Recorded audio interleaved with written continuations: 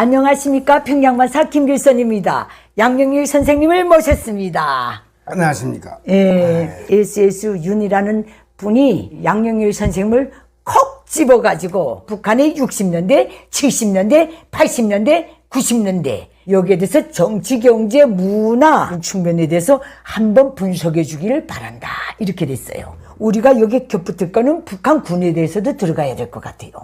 그래서 우리가 오늘 정말 북한의 역사를 증언자로서 국부적일 수도 있습니다. 편협적일 수도 있지만은 우리는 그 사이에 묻혀 살아왔고 김일성 족속이 유일적으로 내려미기는 그런 선상에서 우리가 다 살았으니까 우리가 당한 거 우리 동무도 당하고 우리 옆집도 당하고 그러면 60년대 일부를 찍어보겠습니다. 60년대 우리 양영일 선생님은 몇 년도 출신이에요? 68년생이니까 60년대는 잘 모르지. 68년도 출신. 그러면 정말 강도에 쌓여있을 때네. 그래. 60년대 그때 들은 소리나 알지. 아버지 어머니한테서. 들은 소리나 알지. 뭐 내가 체험은 못했잖아. 그러면 1960년대 부모님들한테서 들은 이야기는 대체로 어땠어요? 몇 년대에 중국에서 북한으로 나갔어요? 61년도. 1961년도. 그럼 60년대 깨끗이 깨끗했네. 부모님은. 61년도. 예. 그때는 우리 아버지가 대학진 때 나왔으니까 우리 만 누나하고 같이 나왔거든. 맞네요. 그때 당시에는 북한에서 유일 사상 체계가 확립이 안 됐기 때문에 안 됐지요. 그때는 뭐 그래서 김일성도 김일성 수상 이렇게 얘기했고 어디 가서 뭐 당 간부 흥지레도가 안 잡아갖고 무난한 사회동인데 60년대 말부터 유일사상 체계 나오면서 그때부터는 사회가 살벌해지기 시작한 거지. 근데 내가 63년도에 북한에 나갔거든요. 내가 8살 때. 내가 좀 잘할 때 항상 관찰하는 습관이 있었던 것 같아요. 60년대에 관찰해보면 정치적으로는 그때 정말 유일사상 체계가 없었어요. 그걸 뭘 보면 알 수 있냐면 우리 어머니가 65년도인가 66년도에 입당을 했는데 그때 내가 11살, 12살 때 우리 어머니가 저 입당하려고 하는데 그때 넷째 여동생을 내가 업고 따라갔던 기억이 나거든. 우리 어머니 입당 심사하는데. 근데 그 저녁에 우리 아버지 어머니가 얘기하는 걸 내가 들은 기억이 나는데 그때 그 입당 심의하는 사람들이 우리 어머니 앉혀놓고 이 중국에서 금방 나갔으니까 뭐 좀 잘 몰랐댔는지 조선민주주의인민공화국 내각수상이 누구요? 이렇게 물어본 것 같아요. 우리 어머니한테. 근데 우리 어머니가 최용건이 아닙니까? 그랬다는 거예요.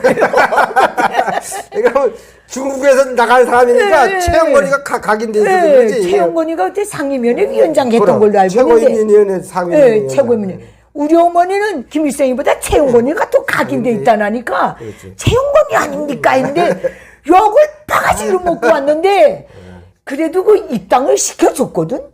그게 70년대에 그런 일이 있었으면 우리 어머니 정치범 수용소에서 갔을 일이거든. 그렇지. 근데 양 선생님 아버지는 중국에서 중국 공산당원으로서 60년대 초에 들어갔는데 그때 중국 공산당원증을 조선노동당원증으로 당증 교부는 해줬어요? 해줬지. 그땐 연대가 강했는가 봐라. 그때는 막 교환해줄 때거든. 근데 우리 아버지는 그걸 교환을 안 했어요. 그러니까 그때. 비공산당원으로 있었는가? 북한에 들어가서. 직맹이지. 직맹으로. 그러니까 우리 아버지가 당원이었다는 걸 이 당기관 새끼들이 안단 말이야. 알지. 우리 아버지는 그 김일성이가 중학교도 못 나온 게 공산당을 알긴 알간죠. 그러면서 하찮게 얘기했고 이걸 안 바꿨단 말이야. 이걸. 근데 내가 60년대를 기억하면 정치적으로 놓고 볼 때 우리 고모부도 빨치산에 소위 이름 있는 리봉수라고 그런 분이었고 우리 고모는 김명숙이라고 항일빨치산 참가자들의 해상기 저게 재봉대원들을 쓴 사람이거든. 그때 우리 고모나 고모부를 놓고 김일성이가 아첨을 했던 그 광경이 떠오르고 그때 우리 어머니가 진짜 채용권이 아닙니까 하고도 모가지가 붙어있을 정도면 그때 김일성에 대한 우상화가 전혀 없었던 것 같아요. 그때는 집단 지어 체제잖아요. 북한도. 예.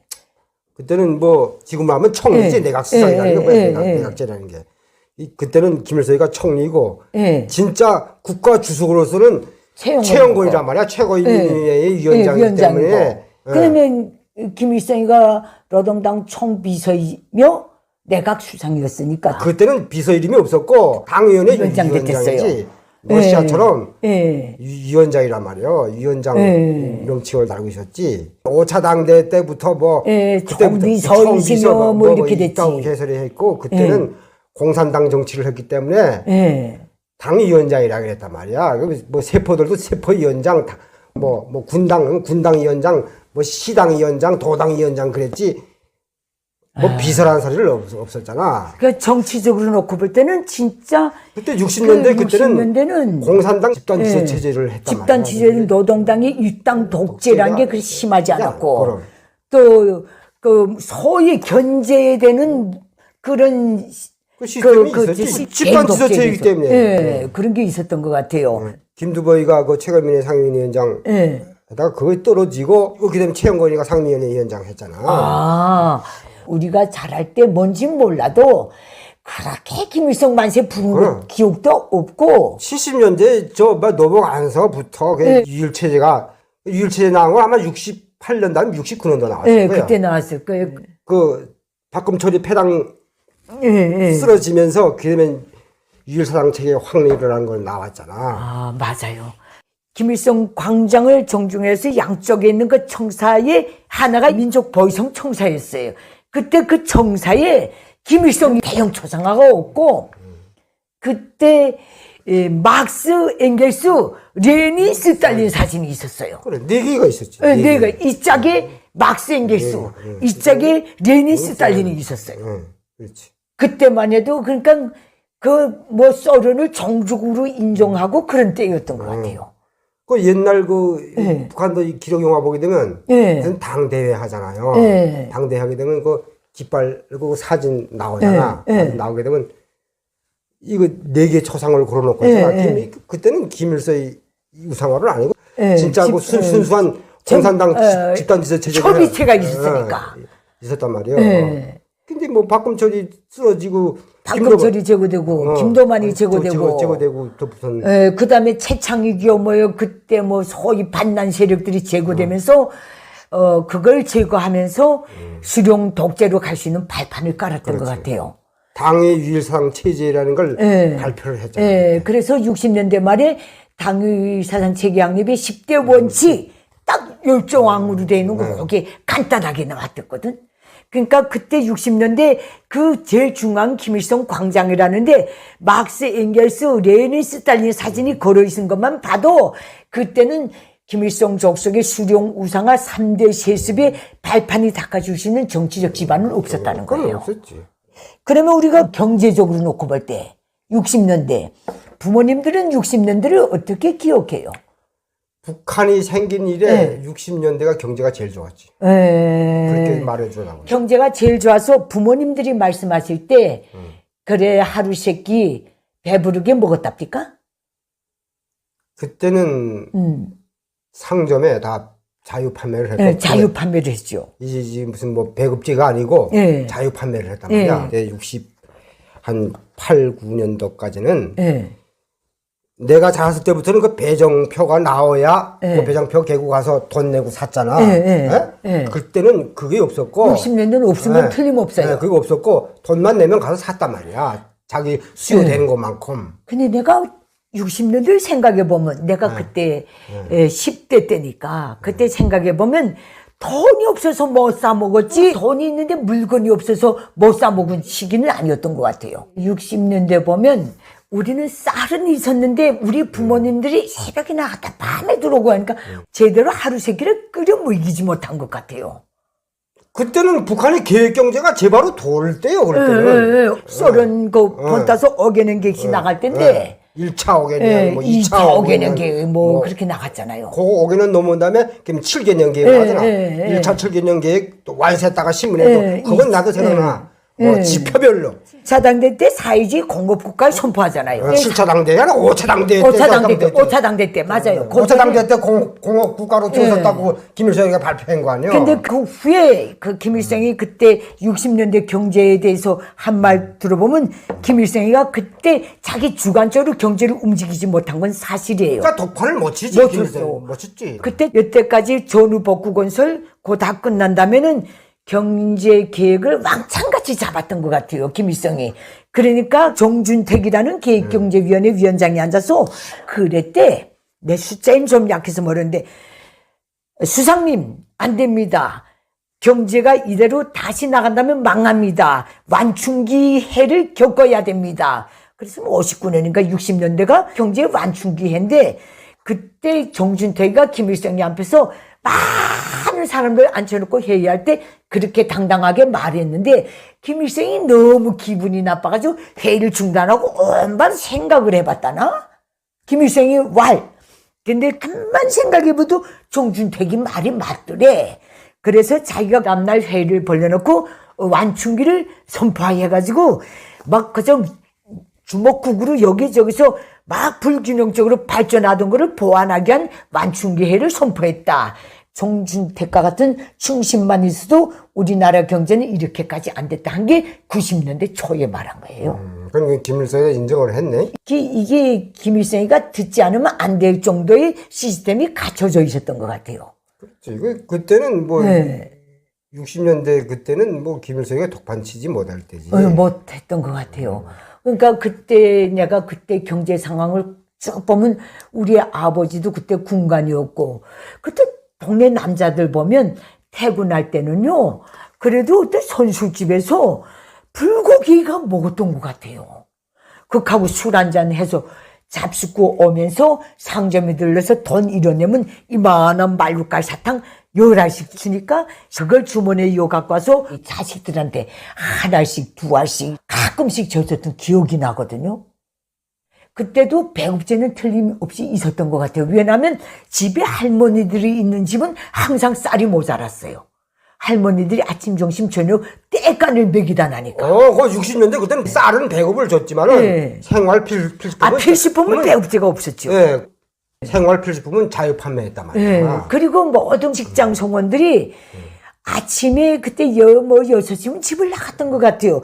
우리 어머니는 8시쯤 퇴근하고 우리 아버지 10시 넘어서 퇴근했던 말하자면 천리마 대약진, 사유시 대고조 그럴 때니까 많은 직업군들은 직장에서 다 보냈던 것 같아요. 그렇다고 해서 그분들이 피곤해했던 기억도 없어요. 그때는 한 달에 한 번씩 모여서 중국 공산당식으로 당 생활했던 것 같아요. 그러니까 노동자들이 그렇게 짜증이 안 났댔어요. 그렇지. 직업 출퇴근하는 사람들이. 그게 경제적으로 놓고 보면 물품은 많았지만은 돈이 없어서 마음대로 못 사던 시대였어요. 그러면 사회적으로 놓고 봅시다. 사회적으로 그때는 노력동원이 일단 없었어요. 사회동원이 없었지. 국가가 그 톱니바퀴 돌도록 기획경제가 그때 맞물려 돌아가기 때문에 사회노동이 없었단 말이에요. 그때는. 없었어요. 이거 김정일이 올라와서 이 새끼가 그 말은 이 새끼가 그 당의 위상체계 10대 의원 확립을 김정일이가 했다고 그러는데 나는 그거 아직 믿어지질 않아. 김정일이가 그게 할 수가 없어. 74년 10조 64항을 김정일이가 내놓은 거고 그 전에 내놓은 게 60년에 나온 게 딱 10조항만 있는 10조원칙이 하나 있었어요. 그래서 이 후에 10조원칙이 나왔을 때 그것을 개정한다고 딱 이렇게 발표했어요. 난 그 기억은 나거든요. 그때는 공중도덕도 셌던 것 같아요. 내가 보기에는. 원래 쌀떡에서 인신 난다고. 다 풍부하니까 그때는 다 윤리도덕도 다 제바로 지키고 사회 공중도덕도 제바로 지키고 그랬지. 그랬던 것 같아요. 그랬지. 노동자는 노동자 할 일을 하고 농민은 농민 할 일을 하고 지식인은 지식인 일을 하고 그게 그렇지. 딱 정립돼 있었지. 농사철에 모두 다 농촌지원전투회로 이런 게 아예 없었던 때였어요. 그럼 70년대 초반도 그렇게는 안 그랬는데 중반 들어서면서 김정일이 나오면서부터 이 나라가 개판되고 말았어요. 그 다음에 문화를 놓고 보면요. 내가 10대 때 본 거는 자유세계 용화는 못 봤지만 사회주권 용화는 마음껏 봤어요. 그 동유럽 용화도 영화는 많이 영화관에서도 많이 들렸어요. 70년대 초반만 해도 네, 많이 들었어요. 동유럽, 러시아, 뭐 체코, 웬그리아, 루마니아, 뭐 동독 용화, 중국 용화 많이 봤어요. 영화관에서 많이 들렸다고 영화로. 그때는 우리 내가 사는 지역에도 그 영화관이 그 일본 아들이 진 영화관이란 말이야. 근데 일주일에 딱 한 번은 딱 외국 영화 했거든. 일주일에 한 번은. 그럼 외국 영화 하는 날은 그러면 영화관 문짝이 다 그렇지. 다 짜게잖아, 다들. 다 작아져. 그때는 70년대 초반만 해도 무슨 뭐 사회노동 뭐 그런 거 딱 8시간 일하고 딱 집에 들어왔을 때 밥 먹고 저녁에 다 부부간끼리 그때 총수 그 삭주기 때는 중국 귀국민이 너무 많아갖고 화교들. 그러니까 본토 사람은 별반 없고 중국에서 나온 사람들이 다 팔짱 끼고 북한 본토 사람들은 팔짱 낄 줄도 몰랐대. 몰랐죠. 저 서른 유학생 무슨 중국 유학생 거기서 넘어온 사람들 남편하고 기자 마누라 팔짱 끼고 다녔어. 난 그 생각이 나요. 팔짱 끼고 영화관에 다 들어가고 보고 일주일에 한 번씩 딱 문화생활 집안으로 했단 말이야. 팔짱 끼고. 그 생각이 나네. 그 북한의 토착민들은 저 올마우제 같은 놈들이라고 막 욕했잖아. 올빠진 놈들이라고. 그렇게 욕했거든. 북한은 그런 문화가 없었는데. 그런 문화가 없었으니까. 그러면 하도 고민 그 외국에서 나온 사람들이 너무 많으니까 그 토착민들도 그렇게 닮아갔단 말이야. 그때는. 그때 보면요 영화관에서 그 영화를 볼 수 없는 농촌 지역 주민들 있죠. 우리가 그 기간에 평안남도 성천군 상알이라는 고란에서 1년 반 뚝 살한 적이 있어요. 우리 아버지가 군관학교 가면서 그때는요 조직하는지 자동차에다 용사기를 싣고 농촌 나와서요. 농촌에 공지 있죠, 마을에. 거기다 대형 용사막을 걸어놓고, 정말 용사기사가 용사기를 돌리면서 어머니, 아버지, 동네 사람들이 몽땅 가만히 한 짝씩 들고 나가서 앉아서 고구마 들고 나가서 그 용사기사들 먹이면서 그 영화를 봤거든요. 그런 때였어요. 그렇지. 그 다음에 문화적으로 볼 때 북한에는 그때 타령이 많고 판소리도 있고 그랬어요. 그래. 민족 문화가 그때는 있었어요. 태승이 사라지기 전까지는 많이 거기 판소리도 분명히 있었어요. 민족 문화가 살아 있을 때란 말이야. 근데 이 김정일이 나오면서부터 싹 없어치우고 혁명 가고 뭐 있다고 나오면서 그때 나왔죠. 문화적으로 놓고 볼 때는 더 재미난 거는 그때 정말 토요일마다 우리는 어릴 때니까 그 공장이나 어느 구역 공지에서 지금 생각하면 백공오층 보통강 구역에 있는 백공오층 거기가 지금 제놓은 그 자리가 그때 보통강 구역 그 광장이었어요. 소광장이었어요. 거기서 밤이면요 다 밴드가 와가지고요 이 쫙 불면 동네 조직군중도 아니었어요.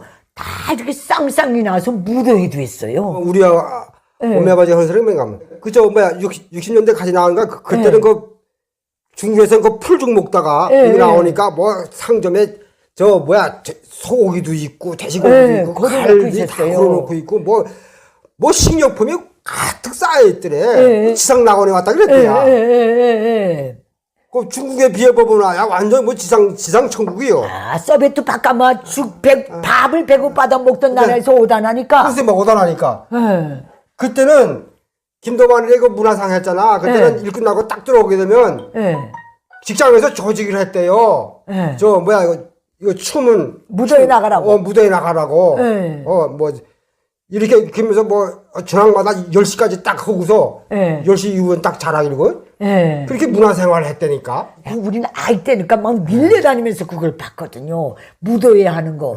그때 난 러시아 노래를 많이 배웠어요. 만주리 왈츠요 뭐요. 그때는 뭐 우리 오메바지 얘기한 거 보니까 그때는 러시아 그 명곡들이 많았대야. 근데 그 무도회 하는 그 악단들이 전문이 있었대 그때는. 러시아 노래만 들었어요. 그리고 어쩌다 북한 음악이 들어가는 건 갈매기호 청년들에서 나오는 바람결 맑고 불빛도 좁다고 그 노래는 나도 알지. 저녁에 그거 갖고 무도회 다 하고 그랬다 그러더라고요. 그 60년대 그러면 군대를 봅시다. 군대 그때는요 북한과 김창봉이가 민족보위상 할 때였던 것 같아요. 그때 북한군은 정말 셌어요. 최영건이가 상임위원회 위원장 되고 그다음에 김창보이가 민족보위상을 했잖아. 근데 그때는요 전체 북한 주민들의 마인드가 남자는 군대에 나갔다 와야 사람이 된다. 제대로 먹였으니까 애들이 크지 못한 것도 군대에 나갔다 오면 이렇게 커서 시험이 시꺼면서 아주 름름한 아들이 되어서 돌아왔거든요. 그때 우리 출판사의 김덕선이라고 이 양반도 그때 군사복무했거든요. 그때 얘기를 하는데 야 60년대 군사복무 하기는 정말 쉬웠대요. 저녁에 점검시간 전이면요 지휘관들이 이 바켓에다가 새빨간 사과를 한 바켓씩 들고 들어와서 이거 다 먹어야 잔다. 막 그렇게 그때는 정말 잘 먹었대요 북한군이. 아이고 사회가 풍부한데 그럼 그 군대도 잘 먹였겠지. 잘 먹이다 나니까 군대의 균일이 또 강화돼 가지고 그때 우리 잘할 때는 정말 어느 마을 어느 기댁에도 새빨간 견장된 단 그 전사들 하전사들 군관들은 봤어도 병사들은 볼 기회가 없었어요. 그렇지.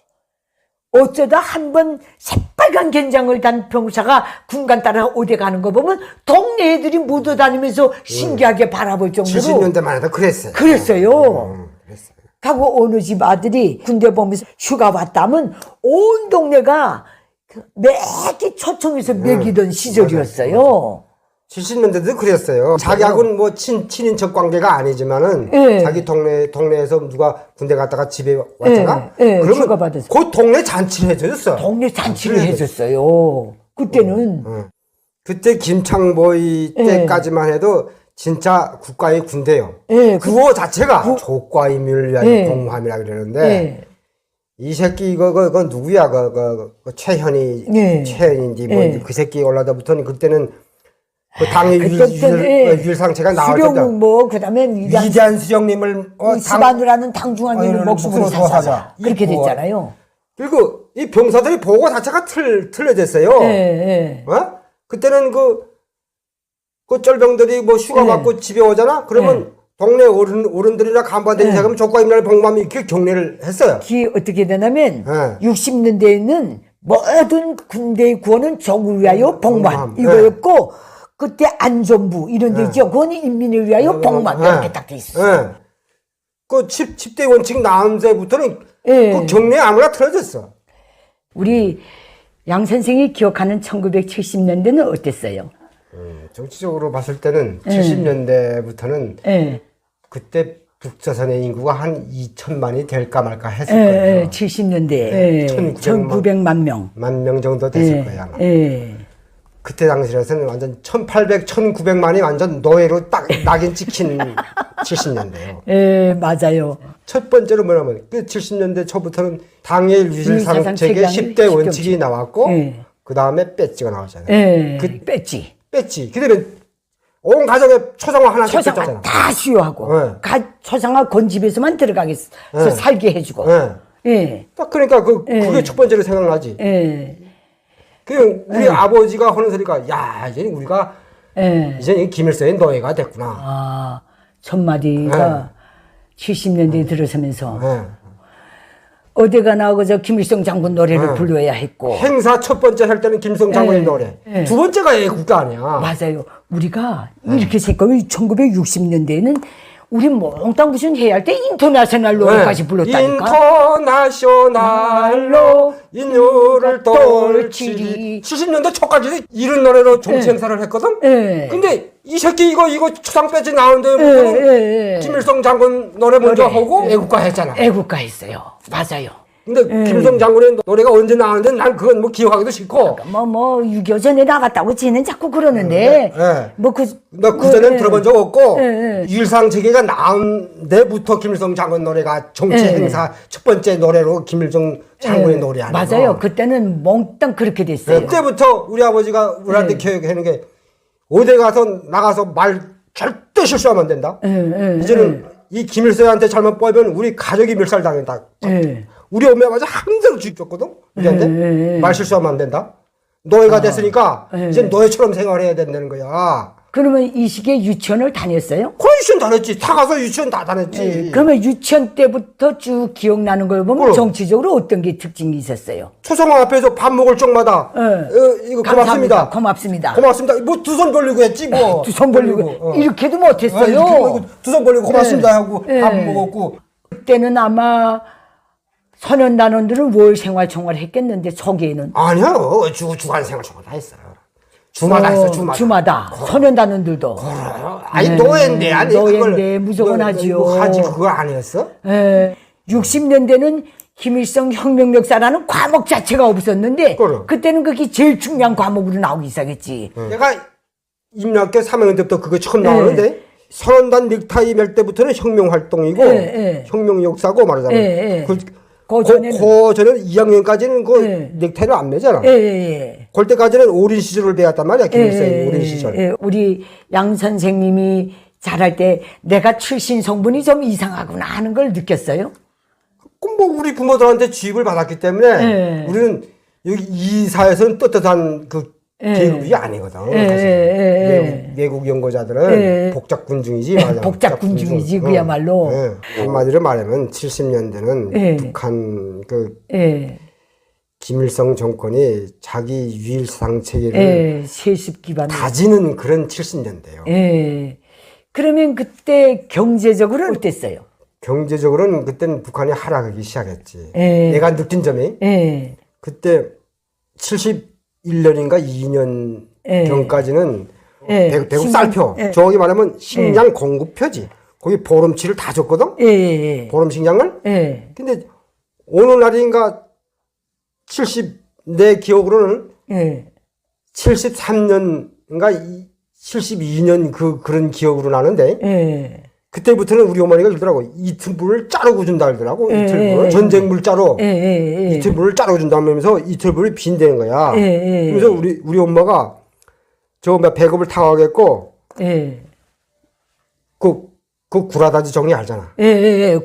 구라우다 정리. 구라다지 정리. 지금 여기서는 뭐 문서 봉투 만드는 정이죠. 누런 거. 누런 거. 그걸로 몇 개를 만든 줄 알아? 하루에 3끼씩. 3끼씩 해게. 보름이니까. 보름이니까. 45개장, 50개장 가량 만들었어. 만들어갖고, 그렇게 다 이렇게 한 끼 한 끼 다 이어놓더라고. 그때부터는 살림에 쪼들리기 시작하는 거지. 그때부터는.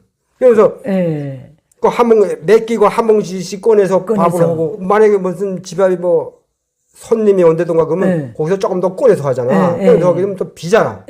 비게 되면, 그때부터는 죽을 끓이는 거예요. 나는 기억이 제일 어렸을 때 기억이 뭐냐면 배고픈 시절 70년대. 70년대에 배고팠구나. 엄청 배고팠어. 그때는 우리 거기 혈혈단신으로 우리 엄마 아버지 나가시니까 도와줄 친척도 없지 그러니까 딱 배고 가지고만 매달렸거든. 그러니까 그거 가지고 살면서 엄청 힘들게 살았어요, 진짜. 너는 날이면 그때는 사회노동이 없었기 때문에 우리 아버지 올라가면 산에 가서 나무를 뜯어.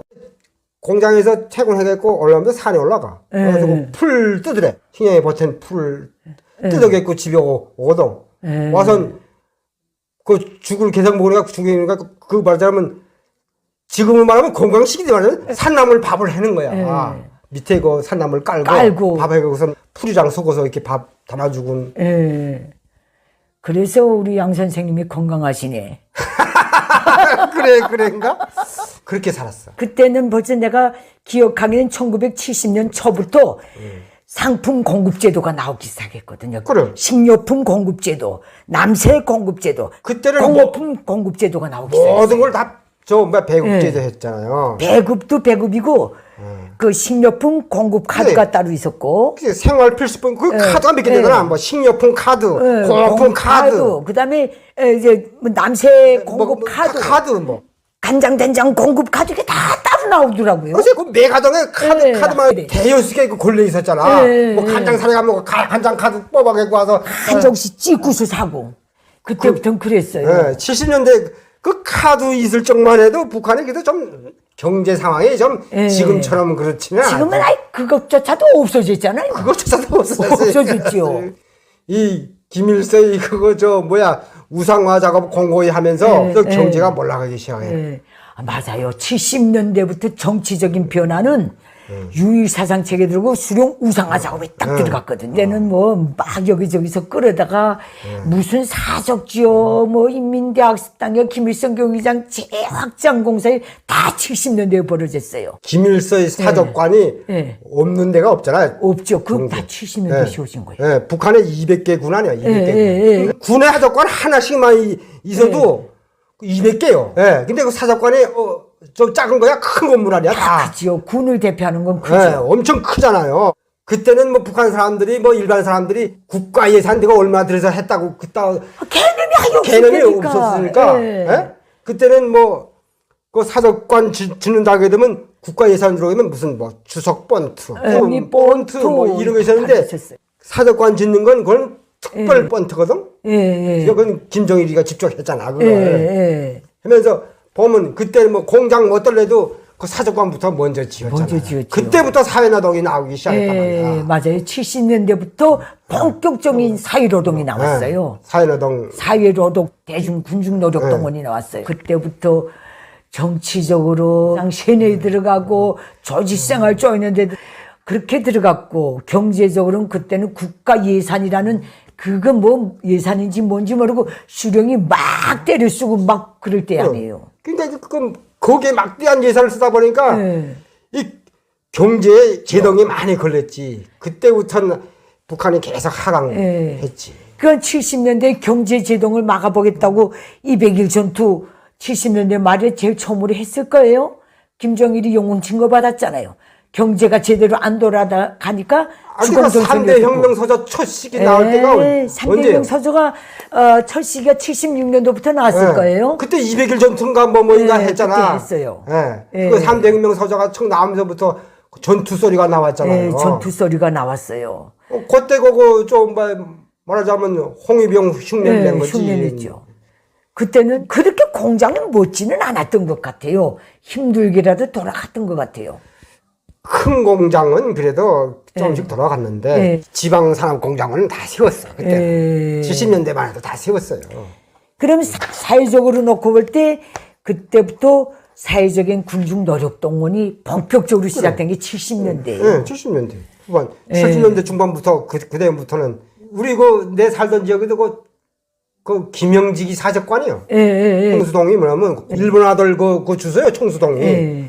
정확히 말하면 우주군 옥삼면 청수동이요. 거기가 옛날에는 우주군에 속했어요. 거기가. 근데 거기 김영직하고 오동진이하고 오동진이하고 청수동 사람이거든. 그 청수동에 독립운동가 오동진. 대지주요. 그러면서 김영직이가 거기서 오동진이하고 같이 활동했다 하면서 오동진이 사적관을 만들어 놓고 김영직이 사적관을 만들어 놨잖아 거기다. 근데 엄청난 예산을 들여서 했거든. 그게 다 새 군중 동원으로 했나? 아니 전문 김정일에 나오면서 사적지 건설단이라는 거 따로 있었어.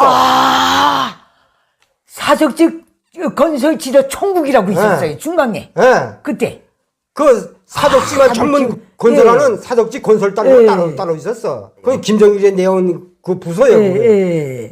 맞아요. 그것들이 와서 전문 그거 했다. 그건 돌력대가 할 일이 아니거든. 왜냐면 그건 국가적으로 막 빨리빨리 하는 게 아니거든. 아주 정성사업을 들여서 잘해. 궁전처럼 꾸리는 거 아니에요. 그러니까 돌격대가 와서 와락딱 하는 게 아니란 말이야. 그러니까 그게 몇 년 동안 했다고. 근데 그때 보게 되면 북한에서 볼 수 없는 그런 자재란 말이야. 다 그 외국에서 수입한 거예요. 외국에서 수입에다가 그랬구나. 김정일이 나온 데부터는 북한이 뭐 국가가 아니 됐어요. 그 다음부터는 5대 그 혁명 용화요, 그래. 혁명 가국이요, 뭐 4대 혁명 가국, 4대 혁명 가국이요. 뭐 창시했다고 지랄했잖아. 그 다음부터는 수령 우상화 노래가 막 나오고 진짜 혁명 소설이 그때 처음 나오기 시작할 때예요. 진짜 기억나는 거는 이때는 정말 외국 영화도 김정일이 사인에 위해서 한 건 한 건 볼 때예요. 그렇지. 외국 영화 보는 것도 수령의 배려로 보는 시대가 펼쳐졌거든요. 1970년대부터 충성의 노래 모임 제도가 나오고 문화적으로 놓고 볼 때 문답식 학습 제도가 나오고 그 토요 학습 제도가 나오고 다 그랬잖아요. 그 금연노동도 다 그 금요노동도 그때 정착하고 문화적으로 다 그렇게 하고 하루 8시간 일하고 8시간 공부하고 8시간 휴식하라는 노동당의 구호가 이때 다 나왔거든요. 그러니까 문화적으로는 진짜 불모의 시대로 들어가고 70년대 초부터 기존의 모든 토소도 검열하고 소각하고 없애버리는 그 시기로 들어갔거든요. 그 70년대부터는 완전 노예 작업을 시작하면서 민족 문화는 다 말살하고 그다음에 김일성 무상화 작업을 쭉 했잖아요. 맞아요. 완전 1900만의 인구를 완전 노예화 시키기 시작한 거예요. 그때부터는 외국 도서도 숨어서 보는 시대가 펼쳐지고 매일 모든 주민 가가호에 출판 검열이 들이닥쳐서 책을 다 소각하고 회수해가고 그때는 한길발치산 참가자들이 해상기까지 다 고도가 돼요. 글쎄 말이고 70년대 그거 다 고도 갔잖아요. 예. 북한 주민들은 도덕적으로는 또 어떻게 돼 있어요? 그때는 벌써 수령에 대한 충실성을 잣대로 해가지고 서로의 도덕관을 세워나가는 고자질하고 서로 중호심을 갖게 되는 그런 도덕관이 설대 아니에요. 그때부터는 동네 어른들이 말하는 거예요. 우리 아버지 소리가 아니고 동네 어른들부터 옛날로부터 내려오던 그 미풍양속 그다음에 그 예의 범절 문화가 싹 없어졌어요. 그때는 한식은 중국 4대주의적 명절이라서 한식을 없애버리고 추석도 그때는 장려를 안 했어요. 70년대에는. 80년대에 들어서 추석을 다시 복귀시켜놨어요. 그 추석 복귀시키라는 게 13차 하면서부터 추석을 그때 했어요. 복귀시켰잖아요. 강제성은 없지만은 그 추석 한번 가겠다고 그 승인 받기가 그렇게 힘든 시대에 걸려들었어요. 70년대가. 그래. 추석 가는 것도 그렇게 눈치 주고 비판은 안 하지만은 어쨌든 그렇게 눈치 주고 그 완전히 사회적인 낙오자로 그렇게 할 때가 70년대였어요. 그 70년대 그때는 북한이 인구가 장성할 시기거든. 내가 어느 댓글에 봤는데 북한이 3,200만이 된 적이 없었다는데 내가 객관적으로 설명할게. 내가 74년도 학교 다닐 때 인민학교 때만 해도 9반까지 있었어. 9반까지 있었는데 한 개 학급이 62명까지 있었어. 내가 72년에 중학교를 졸업했는데 그때 우리 학년이 7개 반인가 있었어요. 평양시 평천구 안산 여자중학교 여자만 못하는데 7개 반이 있었어요. 그것도 50명이었어요. 만땅으로 있을 때. 우리는 그 이민학교 때는 처음에 혼합반이거든. 여자 남자 같이 공부했거든. 근데도 교실이 모자라갖고 오전반 오후반 했거든. 우리도 오전 오후로 다 했어요. 오전 오후반. 그때 인구가 한창 북한이 번창할 때요. 번창할 때. 그러면 내가 학교 졸업하고 보니까 인구가 좀 줄었더라고. 저 학생이 줄어들죠. 그거 보면 객관적으로 명되는 거 아니야. 그렇죠. 우리가 눈으로 본 거니까. 내가 학교 다닐 때는 9반까지 있었는데 몇 년 지나니까 5반, 6반 그밖에 없었어. 근데 그게 1978년인가 79년도 평양산원이 군방 섰을 때 김일성이가 지시를 했어요. 79년도로구나. 그때 산하 제한 정책을 내놨어요. 김일성이가. 그래서 생산되는 알곡에 비해서 인구 장성률이 너무 높다는 거예요. 그리고 국가 경제적인 잠재력을 놓고 볼 때도 인구 증가가 너무 높다는 거예요. 그래서 김일성이가 우리도 이제 산하 정책으로 나가야 된다 해가지고 내가 시집을 금방 가고 나니까 그 모든 구역병원 산부인과 의사들이 생산 능력이 있다고 따라다니면서 애를 낳지 말라, 고리를 끼워라, 그렇게 닭다리질 할 때 시대에 우리가 다 그 시집도 가고 다 그랬거든요. 우리 어머니는 우리 5 형제를 낳았지만은 나는 우리 애 하나밖에 안 낳았거든요. 그러니까 벌써 80년대 들어서는 반토막이 나버렸어요. 바타박이 난 거 예. 맞지.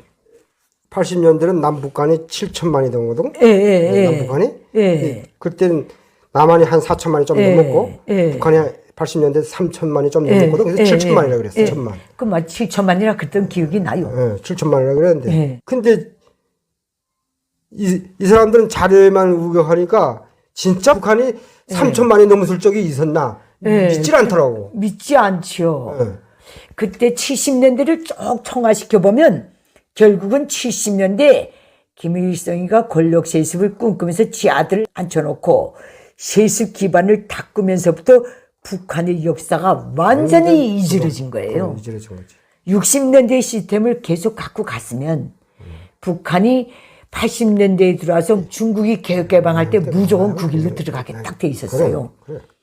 그러니까 북한이 70년대부터 이런 악의적이고 비상식적이고 공산권에서도 비상식적이고 비정상적인 체제로 들어간 거예요. 그러면 군사적으로 봅시다. 군사적으로. 김일성 족속은요, 7.4 공동성명 서명한다면 전쟁 준비에 올인했거든요. 그래서 김일성 족속은 70년대를 노려부를 때 우리나라 군수공업의 전성기였다고 딱 말해요. 그렇지. 모든 군수공장이 다 돌아가고. 망가동했어요.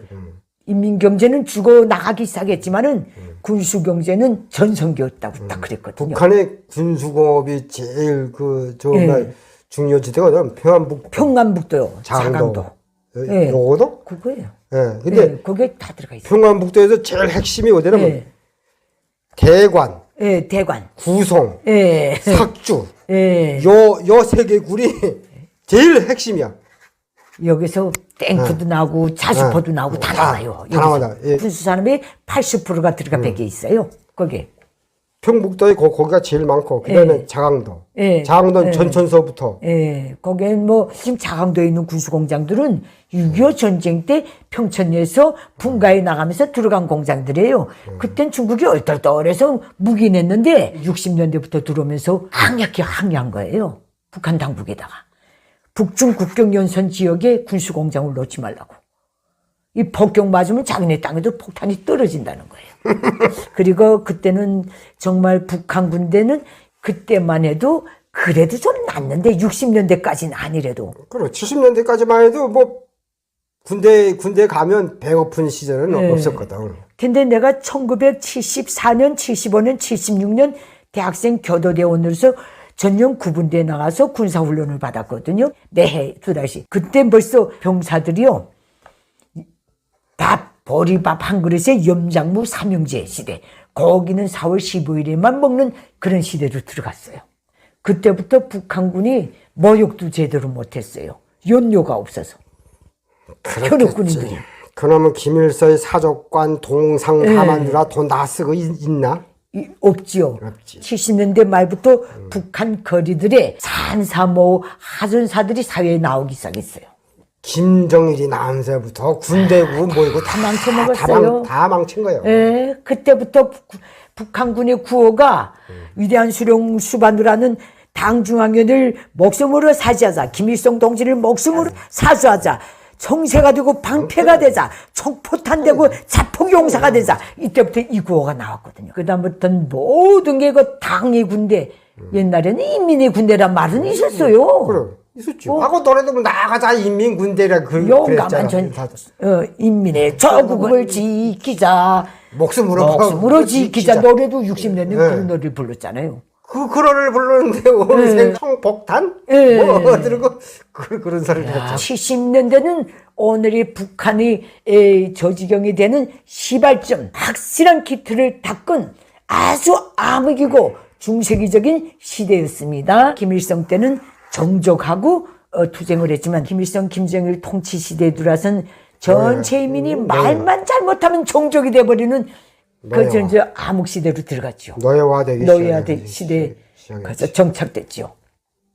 이 시대가 80년대까지 이어집니다. 오늘의 북한은 바로 70년대부터 시작됐다는 거, 이렇게 보시면 등탈이 없을 것 같습니다. 북한에서 우리들이 겪은 70년대는 제일 우민화되고 노예화되고 국가가 파산 일로로 들어가고 정치적으로 군사적으로도 호전적인 길로 격렬하게 들어서는 아주 격한 시대였습니다. 우리가 60년대에 빼놓은 게 하나 있는데, 60년대에는 북한의 통행 제한 제도는 없었잖아요. 주거지 자유가 있었지 그때는. 이거주의 자유. 그다음에 통행의 자유는 있었어요. 60년대에. 통행의 자유. 통행의 자유. 즉 말하자면 통행증 제도가 없었고 주민들이 이 자유로운 이거지를 제한하는 그런 조치는 없고. 없었지. 법령은 없었지. 근데 요때 60년대에 어떤 일이 있었는가? 주민 성분 조사하면서 그다음에 복잡 군중들, 적대 계층들 상간호제 추방하고, 그다음에 핵심 계층으로 주민 지역을 교방하는 그런 일은 있었지만은. 잠깐만. 요걸 치고 넘어가야 돼. 주민 소개 운동이 언제 있었냐면 유일 확립 체계가 나오면서부터 앞쪽으로 평양, 남포, 함흥, 요 지역으로는 말하자면 이 북한에서 핵심 군중, 핵심 군중 노동자 농민 아니에요? 노동자 농민이지. 그 사람들로 이거 주민 교방 많이 시켰거든. 기존에 있던 그 적대 계층 잔재들, 그거하고 핵심 계층하고 교방을 많이 시켰죠. 60년대 말 70년대 초 그렇게 많이 했어요. 저 분계선 연선지대에는 다 소개로 북으로 다 올려보냈고, 이북으로 다 한격도 쪽으로 올려보내고, 거기 개성 지역으로는 다 핵심 계층으로 다 또 내려보내고, 완전히 대대적인 주민 소개 사업이 있었죠. 있었지. 엄밀하게 말하면 60년대 말 70년대 초까지 다 그 작업을 다 끝냈죠. 내가 72년에 대학 들어가서 74년도인가 3년도에 우리가 6.25 전쟁 당시 종합대학 후보지로 가 있던 뭐 자모산 그쪽에 평안도 오듬에 거기에 견학 갔던 적이 있는데, 지방 애들은 그때 통행증이 있었던 것 같아요. 지방에서 올라와 합숙생들은. 걔들은 그 통행증이 항상 가지고 있었는지 모르겠는데, 평양의 자택생들은 못 모르고 국민증도 안 들고 갔다가 돌아올 때 얼마나 혼난지 몰라요. 단체로 잡혀가지고. 71년도부터 정식 시행했으니까. 그때 우리는 통행증도 없고 국민증까지도 안 들고 나갔댔으니까. 그때 잡혀가지고 우리 인서울 지도원들이 다 확인하고, 그렇게 하고야 우리가 너여서 평양으로 들어왔다니까죠. 71년도부터 종합이 정확히 있고 70년대에 들어오면서 통행증 제도가 나오고 이거주의 자유를 제한하는 그 정책이 딱 나오기 시작하면서 북한이 하나의 대과목으로 돼버린 거예요. 그 다음부터는. 우리 아버지가 항상 얘기하는 게 뭔가, 그 가정의 그 김일성의 그 대가리라 그래. 우리 집안에서는 대가리라 그래. 김일성의 대가리 그 순간부터 우리 아버지 항상 기억에는 뭔가, 너네 나가서 우선 첫째 말을 하지 말고, 말을 섞어도 김일성에 관계되는 말을 절대 하지 말라 그러더라고. 아유, 중국 공산당도 겪고 북한 노동당도 겪다나니까 그렇게 됐네요. 야, 하여튼 그러면 요거는 여기서 끝내고 1980년대의 북한 어떻게 생각해요? 한마디로 말해서 80년대는 포고문 시대야. 포고문 시대였다. 정리하면. 정리하면 포고문 시대였어요. 야, 그건 맞아요. 내가 이렇게 보면 그땐 국가 사회재산 절도 뭐 하는 포고문, 비사회주의 무슨 거에 대한 포고문, 출판보도 뭐 이렇게 그 황색 바람 뭐든 포고문, 이게 연달아 나올 때요. 뭐 유언비어 포고문, 식량 식량 낭비 하지 마라. 식량 도난 낭비, 포고문, 국가 자재 탐호 낭비 포고문, 국가 질서 포고문.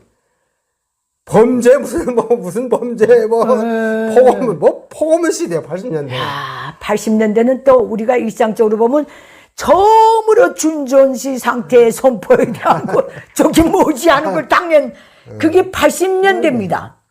70년대까지는 그런 거 없었잖아요. 그 8.28 사건 판문점 사건 사건 때도 준조지 상태는 아니어서도 포고문도 그런 거 없었거든. 그렇죠.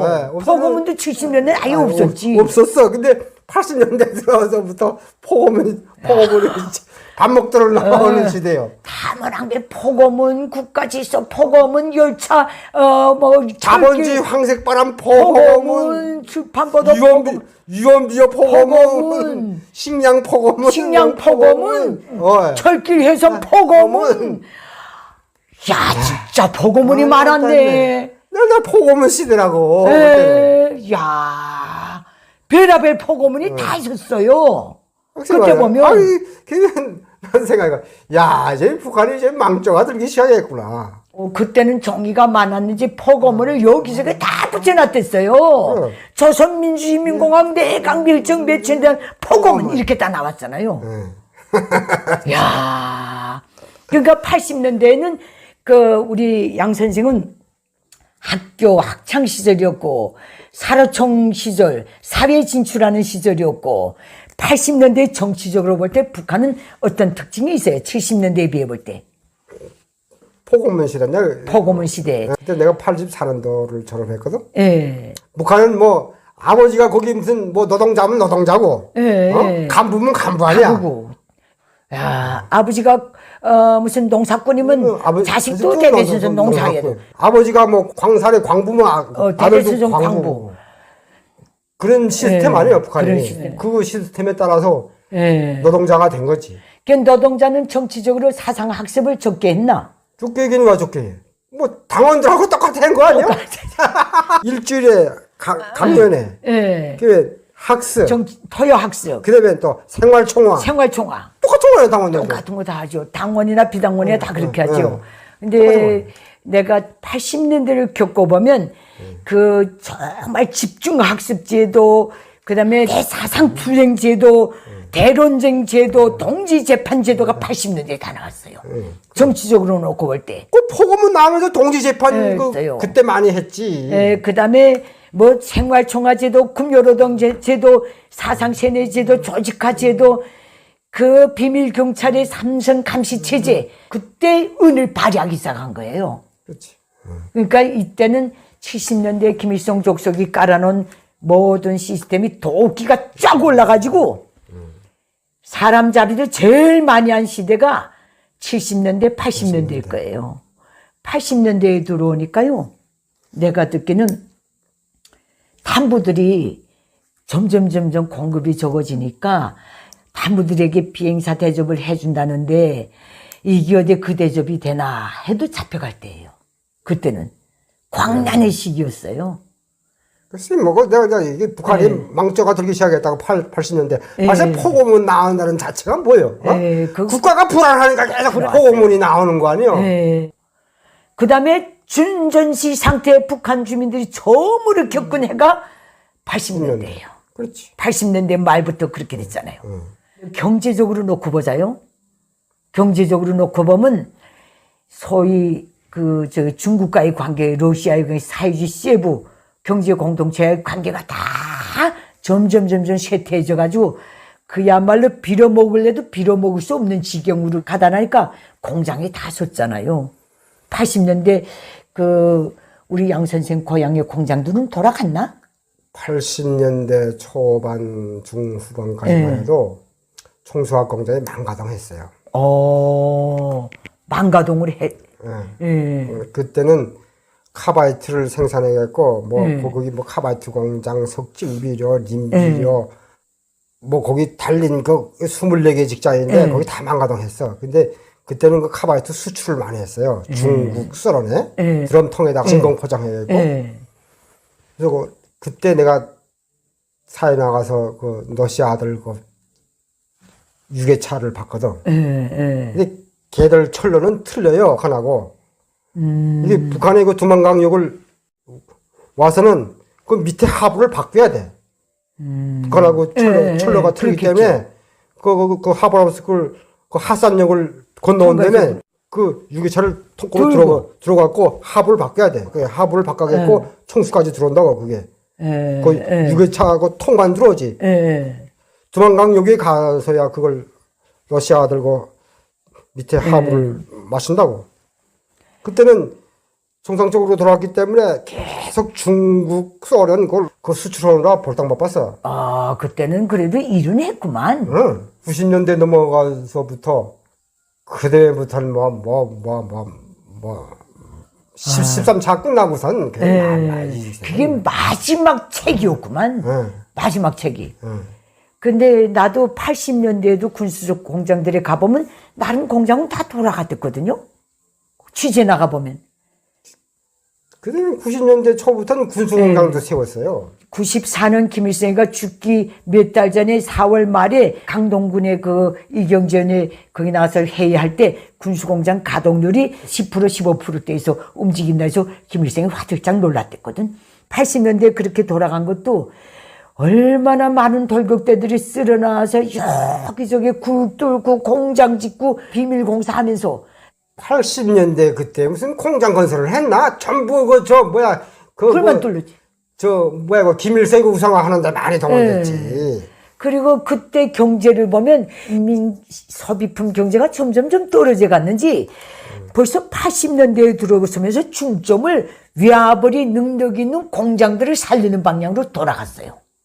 그때부터는 군수 공장도 그렇고. 민간 공장도 똑같았어. 왜 얘기냐면 그땐 공장에 세웠으니까 김정일이 어떤 지시를 내렸냐면 공장 기업소별로 자격갱생 외화벌이 해서 원료 사다가 그 지시가 내렸거든. 그래갖고 당 비서 지변이 항상 걱정하는 건 뭔지 알아? 이거 뭘 해서 외화벌이 해서 이 공장 돌리갔나? 그래서 사금켈란 안 나갔어요? 사금캐내고 거의 직장별로 나가잖아. 그거 무조건 나가잖아. 뭐 직장별로 당원이 몇 명이면 그 당연에서 지시가 내려요. 당원이 몇 명이면 너네 직장 몇 달러 이거 과제가 내려오잖아. 그러면 그 분당 비서새끼 하는 일이 뭐예요? 맞아요. 농촌에 어디에 거기에 아는 친척들 있는 사람들 찾아겠고, 야, 너네 거기 사금이 나온다는데 몇 명 가서 거기 가서 묵을 수 있어? 묵어서 밥 먹으면서. 맞아요. 다 그렇게 했어요. 다 그렇게 했잖아. 우리 기자들도 사금 캘라 다 나갔거든요. 사금 안 캐는 기업자가 어디 있지? 없었어요. 그땐 김일성이, 김정일이 당치 자금, 당 자금, 혁명 자금이다 해가지고 홀리게 애들한테까지도 당 자금 그 외화벌이 과제가 떨어질 때예요. 80년대 말부터 그랬어. 사금 채취 많이 나갔어. 사금 채취는 더 말할 것도 없고요. 그때부터는 온 나라 경제가 인민 생활 향상을 위해서 이게 축이 돼서 움직인 게 아니라 외화벌이 경제로 움직이기 시작했어요. 그때는. 그거서 외화벌이 과제가 떨어지는데 북한 절대다수 주민들이 달러 구경도 못했는데 외화를 벌래. 그러니까 산야를 헤매면서 도토리 캐고 그 보석 캐고 산주객수가 어떻고 무슨 칙이 어떻고 강 있는 데서는 바다지렁이 캐고 조개 캐고 송개 캐고 온 나라 국민이 자기 집에도 못 앉아있고 전국을 헤매면서 외화벌이 할 때였어요. 그 깡물이 빨아들이 갔지요. 맞아요. 그것도 1년 내내 나가서니까 그거 나가 있는 사람들이 그거 내내 나가 갔다 그래 가정하고 그래서 교대하잖아요. 교대하잖아요. 교대를 계속 하잖아요. 가정주부는 안 내보내잖아. 가정주부는 안 내보내죠. 남자들하고 체녀들 총각들. 그 미혼자들은 다 나갔죠. 그 다음에 경제적으로 놓고 볼 때 그때는 벌써요 상품 공급이 쪼여들어가기 시작했는데 식량 공급은 원래 일부씩 자른 데다가 80년대 말부터는 더 잘랐어요. 몇백 그램씩. 인민군대 후원물자 해가지고. 더 잘랐다니까요. 지방은 모르겠는데 평양시는 더 잘랐어요. 지방도 똑같아. 근데 72년도부터 그 배급을 자르기 시작했는데 그 자르기 시작할 때 그때는 이틀분 잘랐잖아. 그 다음에 무슨 지원 사업 뭘 지원해서 700g짜리가 580g 됐어. 아니 560g. 우리 어머니가 한 달에 보름이라면 11분씩 준다고 얘기를 하더라고요. 김일성 족속이 그땐 제일 호기를 부렸는지 그땐 대외 행사를 왜 그렇게 많이 했는지 몰라요. 3세계 나라들 다 들어와서 어떤 한 시즌에는 하루 종일 일선도로에 나가서 몇 세는 어느 대통령이고 몇 세는 어느 나라 지도자가 오고 그런 때도 있었거든. 그 마지막 하이라이트가 13차 축전이었는데 그때 경제적으로는요 우리는 간장, 된장도 이제는 옆집에 굴러다니는 형편도 없을 정도로 그렇게 각박했었어요. 그래, 맞아. 공급이. 그 80년대는 뭐 생활 필수품 공급해준다는 소리를 못 들었는데. 평양시 경우는 5개 주게 됐다면 2개씩은 줬어요. 70년대까지는 5개 주게 됐으면 5개는 줬는데, 그때부터 쪼들기 시작하고, 진짜 그랬어요. 지방에는 뭐 간장된장도 공급 안 하는 것 같아. 야, 그랬을 거예요. 그때는 벌써 내가 언젠가 강동에 가서 강동 그 지방산업 공장, 식료품 공장 가니까 간장 발부가 한 100개 있는데, 이 첫 번째 간장 공장 발부는 그 강동군 간부용이래. 두 번째 당간부용이래. 두 번째 간장 발부는 보위부, 안전부, 행정간부용이래.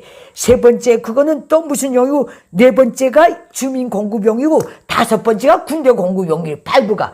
그러니까 첫 번째는 진한 간장이 나오고, 두 번째는 약간 농도가 작은 거 나오고, 세 번째는 더 작은 거나, 네 번째는 더 작은 거나. 그때는요 벌써 평양시 간장 공급하는 것도요, 국 하나 끓이는 거 있죠, 한 바가지 포여야 간이 맞을 정도로 그렇게 간장 농도가 낮고, 북한 군대는 더 말할 것도 없고, 그때부터는 소금만 먹었을걸? 간장 된장 구경도 못했을걸? 그게 80년대예요. 몰라, 우리 만리 매형이 예. 76년도에 군대 나갔다가 예. 86년도 제대된 놈인데, 예. 그놈이 가서 그러더라고. 저는 강냉이하고 소금만 먹었다고. 그렇죠. 강원도 통천인가 뭐 거기서 포부돼 있었는데. 전용 구분된데도요. 그거 전용 구분된데. 그러니까 이게 뭐 말할 거 없어요. 퍼거문 시대였다 하면 그럼 완전히 암흑 정치 시대였다는 거는 뭐 알 거고. 그다음에 이제 문화적으로 놓고 볼 때 그때는 북한 주민들이 다 세뇌가 돼서 빼도 빡도 못하는 그 상황에 딱 들어가가지고 외국 노래도 뭐가 있는지도 모르고, 책도 뭐가 있는지도 모르고, 세계 문학이 뭐가 있고, 세계 명곡이, 그 모르는 세대가 그 주류를 이루며 나갈 때예요. 수령 평상 노래, 우상화 노래, 우상화 영화, 우상화 작품, 소설, 이게 범람해가지고. 나는 그런데 한번 안 참가했는데, 안 참가하는 이유가 뭔지 알아? 예. 화공장에 기관차가 2개거든? 예. 근데 그 김정태 전기장창 공장에서 만든 거예요. 74년도 나온 건데 76년도 받아온 차거든. 몇십 년 쓰다 나니까 노후됐잖아. 근데 거기 기관차 수리공에 우리 아버지하고 나하고 둘이야 딱. 어? 거기 화공장에 또 군수 직장이 있어요. 백공 1호, 백공들 요거는 다른 데는 세워도 그건 무조건 돌리거든. 그걸 만약에 뭐 군수 그 물동량을 나갈 거 못 나갔다. 또 들어올 거 물건을 못 들였다. 이게 되면 이 지배인 당비서 주는 거요. 당중앙 군사위원회 명령청와에서 책벌 먹어요. 군사 재판. 그러니까 이놈의 기관차 무조건 살아 있어야 되거든. 그러니까 나는 어떤 동원에도 안 가는 거예요. 우리 아버지하고 나하고 둘이서 일하는데 놈들 충성에 놀아보면서 한다고 뭐 퇴근하고 깨끗이 씻고 뭐 집에서 못 가고 짹짹하면 놀아주다. 우리는 뭘 할 거 없으면서도 시꺼먼 작복 입고 자기 있는 거야. 뭘 할 작하고. 먼저 퇴근을 못 하거든. 너무 뭐 충성의 노래 마음이 하는데 일 끝나고 먼저 가게 되면 사람들이 눈총 봐서 아이고 뭐 기탄의 대상이 되거든. 그렇죠. 그러니까 항상 할 거 없으면서 눈감고 부자간에 저거 앉아서 화덕불 쬐면서 밤에 먹어 거기서 배고프니까. 밥에 먹고 거기 직장에서 밥에 먹고 있다가 그 새끼들 뺏기 끝나고 9시 되면 또 퇴근하거든. 노래 모임 연습하다가 9시 되면 집에 가요.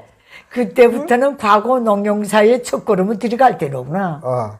야, 그래서 이렇습니다. 그 사회적으로 놓고 보면요. 이 80년대는 대중동원이 극치를 달리던 시대입니다. 농사도 군중적으로 짓고 공사도 군중적으로 하고 바로 농동원.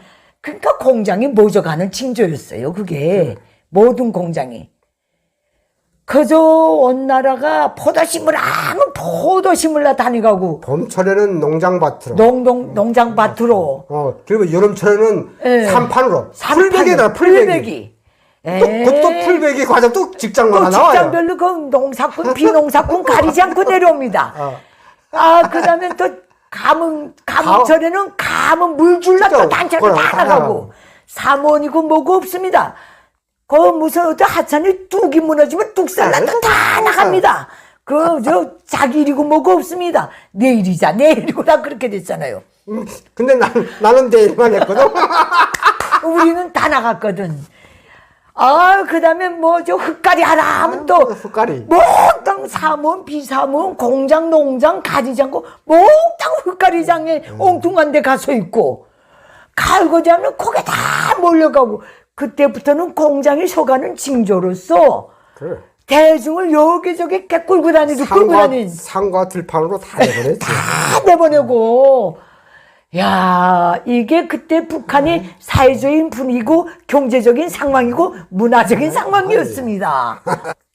86년도인가 그때 스페인 대사관에 검열 나갔던 당중앙회 간부가 사업 보고 하라니까 너무 할 게 없어서 그런지 스페인에 가니까 모든 뚝들에 포도나무를 다 심고 포도를 따가지고 그 이제 뭐 포도를 어떻게 해서 그 스페인 국민들의 생활이 아주 윤택하고 또 섭조개를 그렇게 많이 해가지고 그 생각나지? 생각나?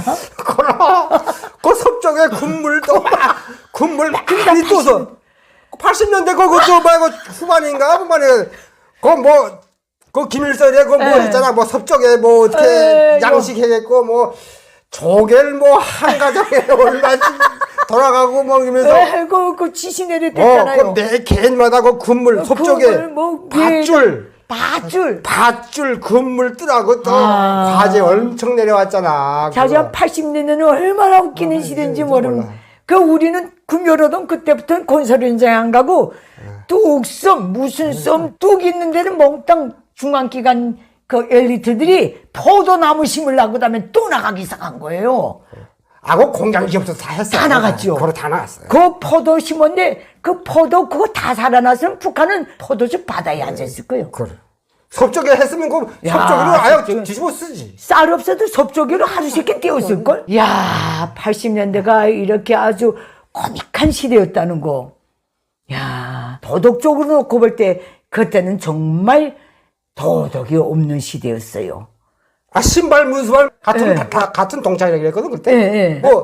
저 아버지 할아버지 뻘대도 너 신발 몇 번 신냐? 37번 신다고. 같은 동갑이네 뭐. 발 사이즈로 그 이제 퉁치는 시대가 맞아. 맞아요. 그런 유머가 있었어요. 80년대 말부터 국정 가격이 없어지기 시작한 것 같아요. 그래, 국정 가격이 80년대 초부터 없었어. 그러니까 상점에 나오는 물품이 적다 나니까 다 야매로 팔았지. 다 빼돌려가서 파는 시대가 열려서 국정 가격하고 도덕이 없어진 지가 언제게 아직도 구소리하고 앉아있나. 그게 80년대였어요. 그 신발 문수하고 이자 국정 가격이 그때도 80년대예요. 그때 맞아요. 그때 유머예요, 그거. 또 수령과 전사 사이에 도덕만 요구하는 사회다 나니까 그때부터는 아예 도덕이 없어졌죠. 그 다음에 국방력이 견제해서 볼 때는 그때는 할 일이 없는지 어떻게 군대는 더 말할 것도 없고 일반 사회도 굴 뚫는데 그렇게 많이 끌어냈어요. 후보지 건설이 오모여 하면서. 아니 70년대 그 중후반부터 북한이 그 땅굴 공사 많이 했잖아. 그 방어공사 했거든. 그 방어공사가 전국 각지에 굴을 다 뚫었어요. 맞아요. 공장 기업소별로 다 동원됐어. 그 후보지 다 전쟁이 일어나면 들어갈 구멍. 그 우리 청소화 공장은 종주에 맡았거든. 그 종주방어공사라 그래요, 맞아. 종주방어공사 뚫는 것도 여러 가지요. 군수공장 애들이 뚫는 굴이 따로 있고, 민수공장 애들이 뚫는 굴이 따로 있고, 따로 있어. 그러니까 전쟁이 일어났을 때 민수공업이 철수하는 그런 굴이 따로 있고, 들어가는 굴, 굴 따로 있고, 생산 라인. 군수가 또 전쟁이 일어났을 때 그 설비고 거기다가 들이는 굴 따로. 그래서 방어공사잖아.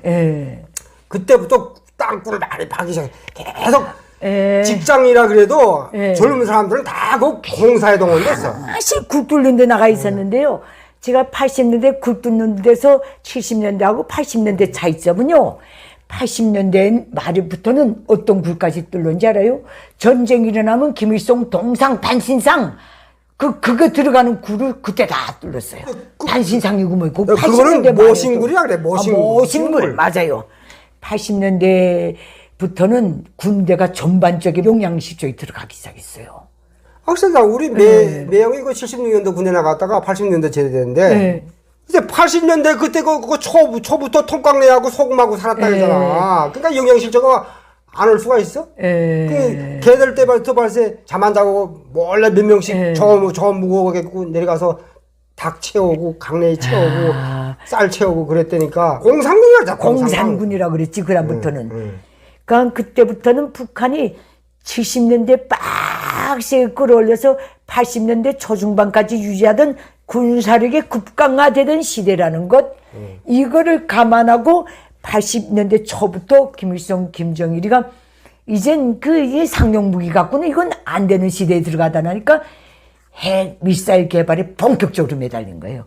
핵 문제는 50년대 말부터 했지만은 그때부터 단거리 미사일, 중거리 미사일, 장거리 미사일, 소련도 중국도 우리를 도와주려고 안 한다. 그래서 우리는 이제부터 우리가 해야 되겠다. 거기다 또 재원을 퍼붓기 시작한 거예요. 그렇지. 당장이라는 거 다 거기에 쓴 거지. 극하고 80년대는 김일성 족속의 호화 생활이 최고봉을 달리던 시대고, 그 다음에 모든 북한군 기득권, 최고 기득권들한테 선물 노름을 계속 해가지고 몽땅 배려놓은 시대예요. 저 70년대는 당중앙내 요직 요런 거만 졌죠. 그때부터는 범위가 넓어져 가지고요. 그때는 우리 같은 것도 시가하면 선물 받았어요. 그래요? 조금 이 선물이요, 뭐요. 70년대 우리 대상까지는 아니었거든. 그건 특수기관인가? 이 총수에도 선물 받는 사람이 딱 지정돼 있어. 지배인, 당비서, 보위부장, 안전부장. 요거 내 놈이요, 선물. 김정일이 선물이라고 딱 이렇게 박스 내려오는 거. 근데 내가 왜 그러냐면, 그때는 선물이 좀 변질돼가지고, 평양시 경우에 평양 시민들에게 현대적 벽시계 내주는 것도 선물이래. 돈 주고 사는데도. 무슨 담요 하나씩 평양 시민들에게 배송 주는 것도 선물이래. 김일성 이거 진갑 때 모포하고 벽시계 하나씩 그것도 줬잖아. 선물로 다 줬잖아요. 그거 선물이라고. 돈은 다 냈어요. 국정 가격으로. 국정 가격으로 샀으면서도 그 선물이잖아. 선물 시대가 도래한 거예요. 우산 하나 주는 것도 선물이 되고, 평양 시민들에게 햄 하나 주는 것도, 한 통 주는 것도 선물이 되고, 공급 체계에서 주는 그 모든 공급량이 얼마나 없었으면 돈 주고 국정 가격에 사가는 것도 선물이 됐어요. 그때는 가장 큰 특징이 뭔지 압니까? 일반 주민 생활에서 80년대는 북한 주민들이 달러에 눈이 뜬 시대예요. 80년대 말부터 13차 축전을 전후해가지고 전체 북한 주민들이 달러에 눈을 뜬 시대였어요. 그 다음에 해외 동포들 13차 축전이 어쩌고 저쩌고 오면서 달러 주고 가고, 김정일이 또 이렇게 달러의 혈안이 돼가고, 외화상점이 도처에 생겨나고, 평양시. 그게 80년대 중반에도 외화상점이 없었어요. 어느 87년도가 86년도부터 외화상점이 이렇게 쭉쭉 생겨나면서 달러 바람이 불기 시작할 때예요. 근데 일반 주민들 공급 상점, 식료상, 공급품 상점 다 텅비어 있는데 달러 상점에는 생전 처음 보던 물건들이 넘쳐나고, 그러니까 그때부터 북한 주민들은 악착같이 돈을 장사해서 모으면 바꾼 돈으로 바꿔가지고 달러 상점에 가서 시집장가 할 준비, 조선 치마 저고리, 말하자면 예복을 거기에 가서야 사서 해볼 시대가 도래하다 나니까 제재하기 위해서 바꾼 돈을 만들어서 사용했거든요. 처음에 나올 땐 북한 돈에다가 외화 바꾼 돈이라고 도장 눌렀어요. 쓰고 그거 사라지고 외화 바꾸면 시퍼런 돈으로 시퍼하게 외화 돈이 따로 있었어. 그때부터 외화 바람이 불기 시작했고, 그게 오늘날까지 오고 있는 거예요. 80년대 이렇게 쭉 놓고 보면 80년대 중후반부터는 북한이 딱 꺾어들 때예요. 그때는 뇌물이 성행하고, 완전 망했을 때야 다. 그때 그런 게 중앙당을 앙당이라 그랬어요. 악당, 앙당. 그 김정일이도 그 말 듣고 지방에서 동무들을 앙당이라고 부르는 거 아는가? 뭐 이러면서 사상투쟁도 하고 막 그럴 때거든요. 그게 뭐 그 사람들 잘못이나? 그때 김정일이가 그걸 알았나? 알았어요. 근데 그렇게 꺾어져 내려갈수록 사회주의는 필승 승리한다고 제일 고화될 때가 그때예요. 양영일 선생님은 북한의 90년대를 어떤 시대로 생각하고 기억하고 있어요? 우선 첫째, 네. 아사시대. 아사시대. 90년대는 아사시대. 예. 아사시대. 그 다음에 총살시대. 총살시대. 예. 그 다음에 무정부시대. 무정부시대. 무정부시대. 야, 이게 90년대 총평입니다. 대량 아사시대였고 총살시대였고 거의 무정부시대에 가까운 그 시대가 북한의 1990년대다. 정말 그 동구권 사회주의가 무너졌지, 소련이 붕괴됐지, 그 다음에 국가 경제가 군국주의 수령 우상화 걸로 달리다 나니까 다 무너졌지, 식량 배급이 끊겼지, 그 다음에 핵사찰 문제로 해서 계속 또 국제사회로부터 제재가 들어갔지. 이 모든 게 이는 아사시대, 총살시대, 무정부시대를 탄생시켰거든요. 북한이 90년대라는. 총평적으로 말하면 70년대 후반부터 80년대까지 그 경제 데미지를 입었기 때문에 해상할 수 없는 지경에 이르렀지. 그리고 또 그 김정일이가 체제 싸움 한다고 싸움 한다고 무슨 뭐 13차도 했잖아. 그게 허리를 꺾어놨죠. 북한을. 이제 말하자면 88년도 그저 88 올림픽 나가서 했으니까 질투가 나가지고 전에도 체제에서 이긴다고 13차 그걸 해고 뭐 끌어들여가지고 북한 그때 간부들한테 물어보니까 예산이 얼마 디 갔나 하니까 남포 가면이 40억 달러 디 갔다고 그랬거든. 근데 13차 해놓으라 90억 달러 들어갔대. 아이고. 그러니까 뭐 허리 펼 수가 없지. 그래. 그다음부터는 아예 허리가 펼 수. 그 13차 해고선 완전 국가 재정이 아예 거덜이났어. 총체적으로 아예 부도가 난 거예요. 부도가 났죠. 이 13차라는 건 김일성의 우상화를 선전하기 위한 그렇죠. 체제 선전, 체제 대결에서 한번 피날리를 하고 끝나버리지. 그러니까 90억 달러를 쓰고 나니까 뭐 북한에 돈이 있어? 없지요. 그러니까 뭐 그때는 군수공장도 다 모졌고 민수공업은 말할 것도 없고 그때부터 그때 뭐 92년도 그 핵사찰 그 핵 문제가 또 대두되고 그게 또 나왔지. 국제 제재 또 받으니까 계속 들어오기 시작했지. 근데 내가 가만 보면 1990년대 초에 들어가면서 정치적으로 놓고 볼 때 소련이 이렇게 해체되고 다 그때는 안간힘을 버텨보려고 했던 것 같아요, 북한이. 그래서 어국 이세포 충성편지 넣으면 전국의 기득권들에 한해서는 네가 태어나서부터 죽는 날까지 당과 수령으로부터 받은 배려를 돈으로 환산하는 걸 그 단에서 당에 바치라고 그런 난리도 피웠다니까? 무슨 조선중앙통신사 무슨 어국 이세포. 와, 생각나지? 야, 그 다음에 사회주의는 과학이다, 뭐다, 연달아 내놓고, 쪼이다, 그 와중에 김일성이가 똘거덕 죽어버린 거예요. 그러니까, 그때부터는, 진짜, 아마, 물론 조직 생활은 나름 직장 출근하면서 평양시 같은 경우는 다 했어요. 다 했지만은, 배급권에 있는 사람들은 다 했지만은, 벌써 94년도부터는 비배급권에 있는 사람들은 틀거리만 남아있지, 정치적으로 이게 컨트롤이 안 됐던 것 같아요. 지방에는요. 지방에는 그때 당시는 93년도, 94년도부터는 공장에 일 나가는 사람이 몇 명 없었어요. 아, 배급을 안 준다니까. 그러니까 간부들만 출근했거든. 배급 받으니까. 배급 받으니까. 백성들은 한 끼 먹고 살기 때문에 일을 다 안 나갔어. 안 나가도 잡아오들 못했어. 왜 그러면 다 굶어서 좀 쓰러져 있는데. 그렇지. 꼭 어떻게 끌어다가 일을 시켜? 못 시키죠. 못 시키지. 그러니까, 그때는 간부들만 일 나갔고, 그 상가집 병원 시키는 게, 매일 나가서 그 직장장 부문당비서가 하는 일이 그거예요. 자기 단위에서 죽은 사람들, 그 시체 처리하는 걸 누굴 동원시키겠는가. 처음에는 북한 주민들 도적질 할 생각도 못 했잖아요. 배가 딱 끊기면서부터 그래. 대대적으로 도적질했죠. 그때부터 배급을 안 주니까 그 설비 뜯어가고 동 뜯어가고 동 뜯어가고 농작물 훔치고 소 잡아먹고 소 잡아먹고 그러니까 총살 시대가 또 예. 일어난 거지. 그때 내가 기억하기는 90년대 초부터 평양시는 그때 평성시에서 첫 총살한 걸로 기억하는데 내가 그때 평양에 앉아 있었거든요. 그 뭐 때문에 총살했는지 기억이 잘 안 나는데 김책에 나가니까 뭐 한 달에 한 번씩 총살 한다고 보고가 나붙더라고요. 우리 거기는 총살 사용장이 따로 있었어. 아이고. 따로 있었어.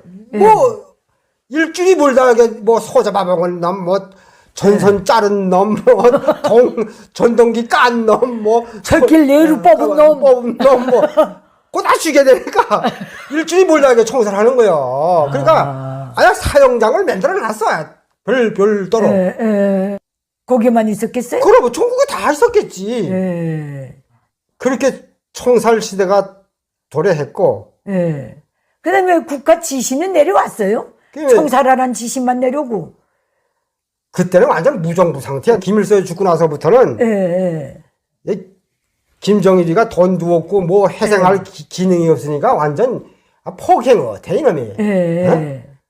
지도 쇼크를 먹었겠지. 아야 내가 그래서 간부 놈들한테 보고 물어봤어요. 그 보이부 놈들 보고. 아니 그때는 그 외부에서 사람들이 총수고 삭주 지역으로 엄청 몰려갖고 내가 밀수하려고. 딱 압록강 연산이니까. 그 상과들이 다 사람이요. 각 전국에서 온 사람들이.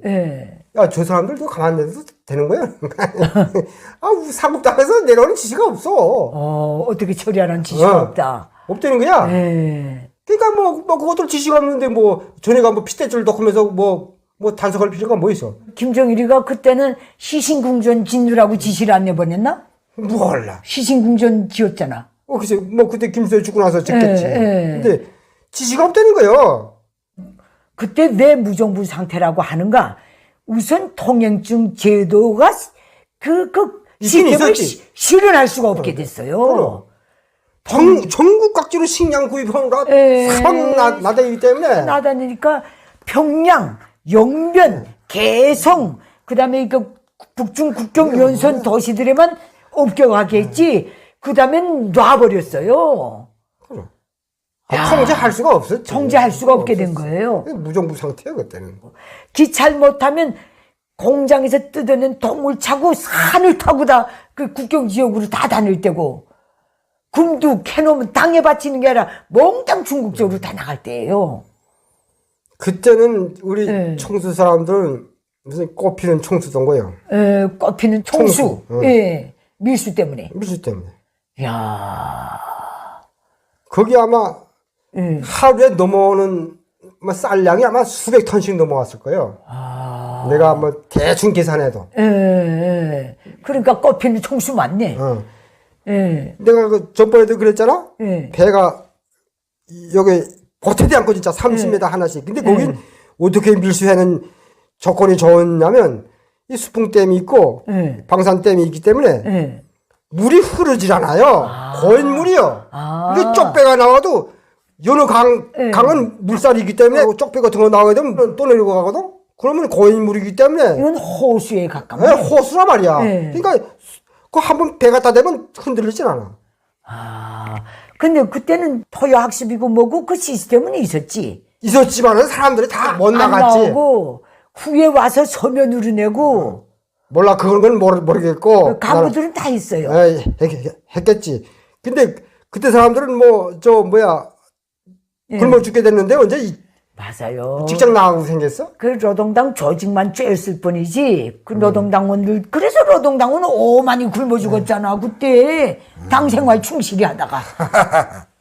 노동당원만 많이 굶어 죽었어요. 5만 명이. 96년도, 95년도에. 55년 무정부 상태일 때 아마 중국으로 넘어간 유색 금속만 해도 아마 수십만 톤이 넘어갔을 거야. 내가 중국 공안 놈들에게 물어봤어. 중국에 건너가서. 야, 너네 근데 그거 밀수는 그거 불법인데 왜 통제를 안 했나 그랬더니 야 우리나라에 유색검색에 들어오는데 그거 이익이지 그걸 왜 통제해? 그것도 또 강도 심보요. 이 형제 나라라면서 그거. 도와줄 만도 한데. 강도지 강도. 강도야. 공산 중국도 그거 보면 벼락 맞은 소고기가 돼버린 거예요, 북한이. 그럼 그때 다 넘어간 거예요. 아, 그러니까 이게 북한이 95년도까지 제일 핫하게 국가재산이고 뭐 논밭에 서 있는 거는 다 곡식이 서 있는 채로 배 갖고 달아나고 그 개돼지가 돌아다니면 누구 거고 네 거 내 거 가릴 거 없이 다 때려가고 그럴 때 아니에요. 그러니까 김정일이가 그 지신궁전만 짓고 자 운둔 생활하다가 갑자기 성군정치를 뚝 내놓은 거예요. 성군정치 여기 사람들은 잘못 알고 있는데 성군정치가 1995년 1월에 나왔어요. 난 그 기자 생활했기 때문에 그걸 알거든요. 95년 1월 달부터 성군정치가 나왔어요. 그래. 그러니까 군대가 국가질서, 국가재산, 도난, 알곡 도난 이거 막기 위해서 모든 중요 공장들에 군대가 투입되고 모든 협동농장들에 포전에까지 군대를 내몰아서 버쳐 세웠단 말이에요. 근데 그 북한군의 역할을 보면 이건 전쟁 국가에서 전시 국가에서 합당한 그런 정책이었던 거예요. 그렇지. 그 다음부터 총살이 더 국적으로 벌어진 거예요. 그래도 90년대 저희는 좀 났는데 90년대 중반부터. 90년대 중반부터 그저 사석에서 총살하고 그 다음에 김정일이가 자기가 이거 관리 능력이 없으니까 어떤 지시를 내느냐 1996년도에 모든 지역들에서 자기 지역에서 생산된 농산물 기타 생필품이 다른 도에 빠져나가도록 하지 말고 거기서 어떻게 활성화시켜서 먹고 살아라 이 지시를 뜯거든 내려놓은 거예요.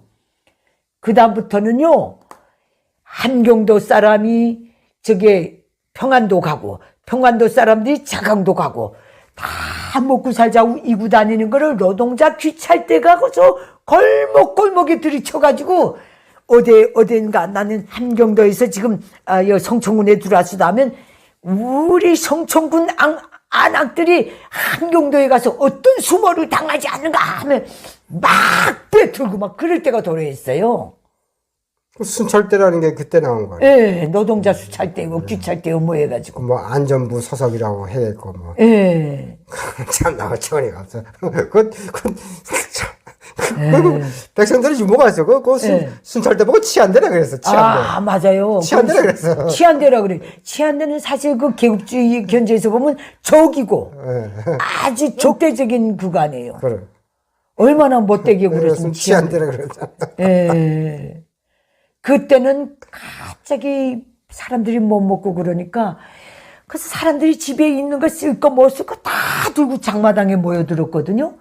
그때는 모든 군들에서 장마당 수용 능력이 턱없이 모자라서 그렇지. 국가가 지정한 장마당은 요거는 뭐 무슨 장마당이고 그 다음에 햇빛 장마당 그 다음에 밤에 또 몰래 나가는 건 달빛 장마당 그 다음에 단속하는 지역에서 장마당 하다가 안전원이 떴다 하면 달아나는 메뚜기 장마당. 그래, 난 그것까지는 또 몰라. 자간 그때는 암흑의 시대였어요. 진짜 암흑의 시대였어요. 어디 가도 진짜 그런 일이 있었는지 모르겠는데 사람 잡아먹었다는 흉흉한 소문이 난무하고 어느 지역에 가봐도 이 점쟁이들이 들끓고 그때 점쟁이들 많았고 노상 강도가 들끓고 그때 1994년도 김일성이 죽기 전이었을 것 같아요. 그때 당 군수공 오피서 전병호가 자강도 쪽에 그 공장에 나갔다가 어떻게 들어오는 게 밤에 들어오게 됐던 거예요. 뭐 자강도 뭐저 영을 넘는데 116펜치거든. 근데 거지 같은 군대 서너 명이 이만한 돌 하나씩 똑 주고 이 귀를 딱 막아서고 있더래요. 그러더니 그 다음엔 딱 여차 그냥 지나가면 돌로 깐다 그 기세로 서 있었는데 전병호 운전수 앉고 호위군관 앉고 뒤에 전병호가 앉고 VIP석에 그 다음에 거기에 비서가 앉았거든. 근데 전병호가 그러더래요. 세워라 그러더래요. 인민군대가 한 4~5명이 돌을 이만한 거 들고 서 있는데, 그러니까 이제 딱 세니까 이것들이 그때는 눈에 뵈는 게 없는 거라 너무 굶겨놔서 군대를. 그 다음에 앞에 돌 두고 성기 서고, 그다음에 그 운전석에 가서 떡떡 문 내리라고. 저 보니까 좀 않고, 그때는 허위군관도 사복 입고 나갈 때거든. 그 비서들, 그 허위국에서 나오는 허위군관들은 부대에 들어갈 때나 군복 입지 사복 입어요. 근데 그런 걸 그 일로 그 남바 보기도 말갔는데. 근데 그것도 이제 신경 안 잡아놓고 보니까 216인 거예요. 그러니까 2판 4판으로 달려든 거예요. 그 뭐 불이 있으니 보이겠어요? 자동차 헤드라이트가 번호가 볼 수가 없잖아요. 그럼 새까만 밤이니까. 새까만 밤에. 그 다음에 딱 전에 쫙 보니까 그때야 좀 무서운 거 생긴 거예요. 영감, 술 없어? 담배 없어? 먹을 거 없어? 이렇게 된 거예요. 그러니까 전병호가 뒤에 앉았다 이 사정을 다 하니까 그걸 뭘 좀 줘. 그래서 전병호 그 양반이 더내 피우는데 그거 몇 강 남은 거 주고, 음료 주고, 술 주고, 차에 싣고 다니던 간식을 다 주니까 영감 고맙소 하더니 보내더래. 그렇게 무법천지였어요. 야, 그 다음에 고난의 행군 암만 선포해야 원래부터 고난의 행군으로 온 사람들인데, 고난의 행운이 정확히 몇 년도부터 선포한 거예요? 그것도 역시 90년대 중반인 것 같아요. 내가 평양에 앉아있을 땐 고난의 행군이란 말을 못 들었댔거든요. 내가 1995년 12월 31일에 추방돼 간 사람인데. 내가 좀, 이거 한심하다고 생각한 건 그때 아사가 너무 많이 일어났을 때. 그때는 사람들이 유머가 그거예요.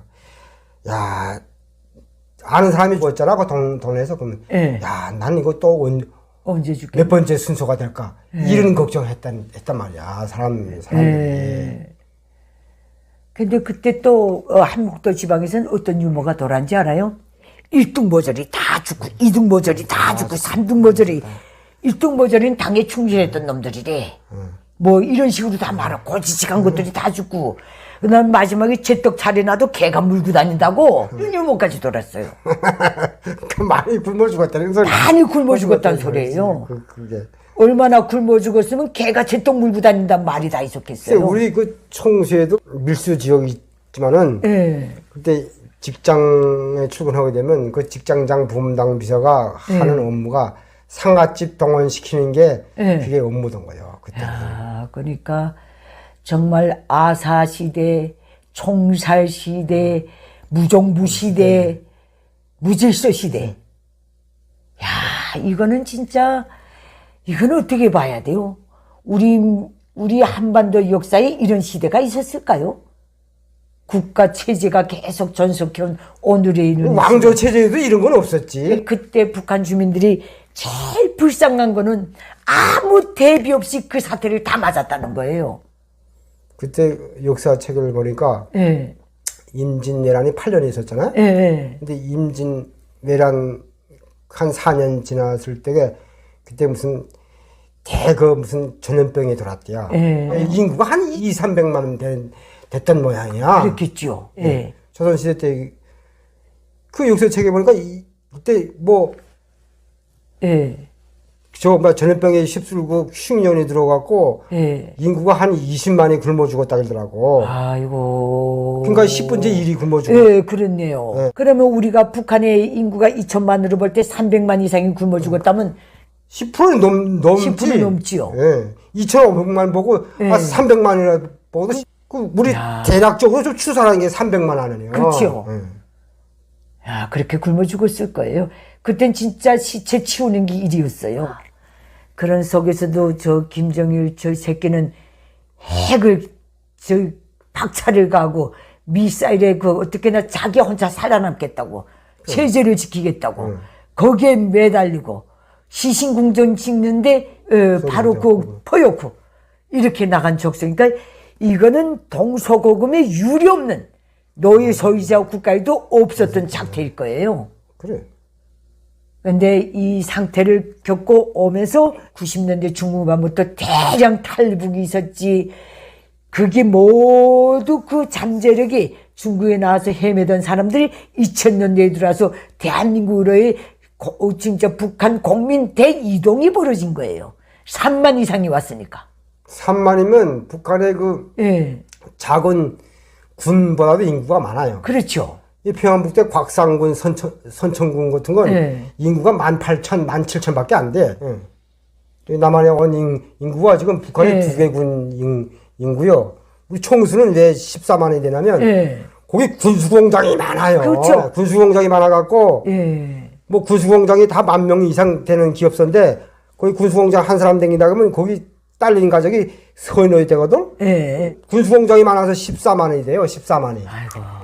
평북도적으로는 군 인구에서 제일 많은 게 삭주군이에요. 군수공장이 많기 때문에. 그러니까 우리 90년대를 보면 오늘 대한민국에 온 탈북민들을 너는 몇 년대에 왔니? 이거 정확히 따져보면 다 90년대예요. 그래, 90년대지. 한 거의 70%가 90년대 탈북민들이에요.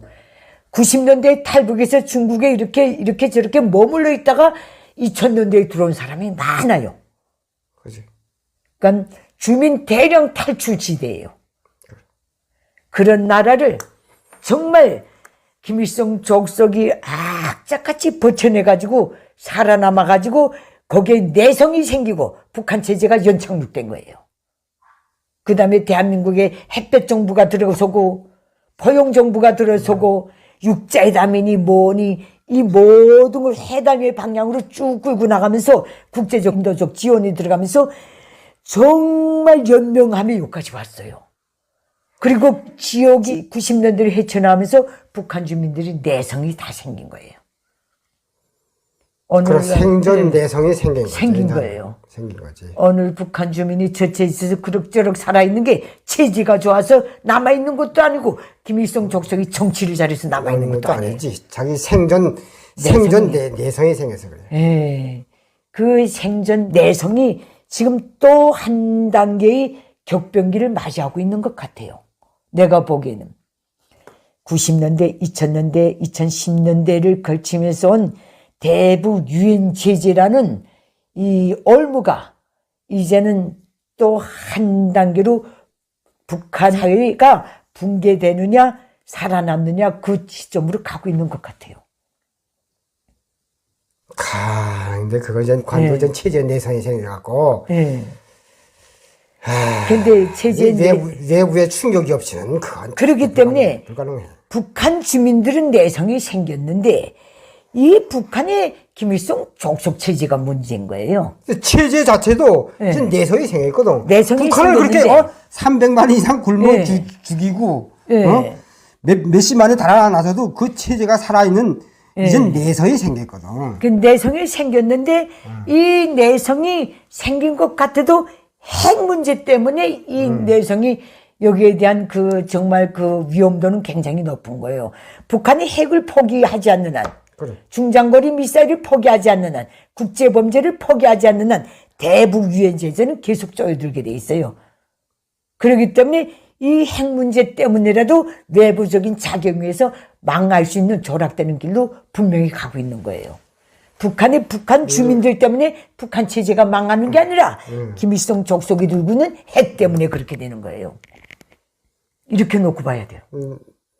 이제 세계 정치 상황이 어떻게 변하는가에 따라서 거기에 따라서 북한도 많이 더 어려워지죠.